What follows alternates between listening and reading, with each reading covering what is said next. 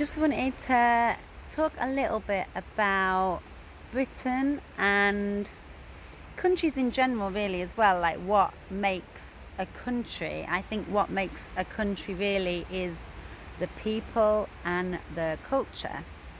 And I think what's really the best thing about Britain is probably the things to come out of it, like the comedy, the sense of humour and the comedy, and also the music. I think there's been a lot of brilliant bands over the years, and it's pretty much unrivaled in that sense, really. I want to talk about why that is, because I'm not really sure why that is. It's quite interesting, really, because I've worked in education quite a long time, and I can tell you one thing: it is not because of the education, because it really lacks in that department, really, to be honest. It's against all odds, I'd say, that this brilliant music and comedy comes out of Britain, because it's not encouraged at all in the classroom. If anything, it's really been pulled out of education. Not that it was ever great in the first place, but certainly I'd say over the last 10 years, the curriculum's gone so jam-packed with everything else that a lot of, in primary schools, even things that, music and stuff that would have gone on a lot is really getting pushed to one side because they haven't got time for it. Same with art, really, as well. And I wouldn't say that there's much comedy at all goes on in the classroom. And so in the high schools, there's some of the best teachers that I've seen in high school. They do use comedy, and they are the best ones. But that's off their own backs, really. It's not something that teachers are actually told to do or encouraged to do at all. It's just that the best ones usually realise that is what works and what holds the attention.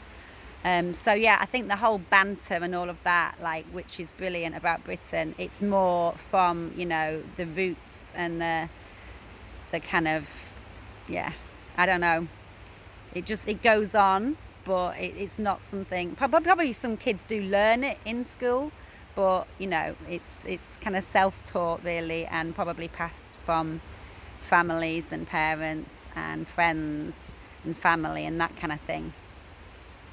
So yeah, I think it's interesting. Actually, what you do see in high schools a little bit is that it's a fine line between banter and bullying, and I think sometimes some kids do struggle with that a little bit. It's definitely becoming more difficult, I think, actually, as well, to get away with banter, because you get so many people that will say, "Oh, you can't say this, you can't say that."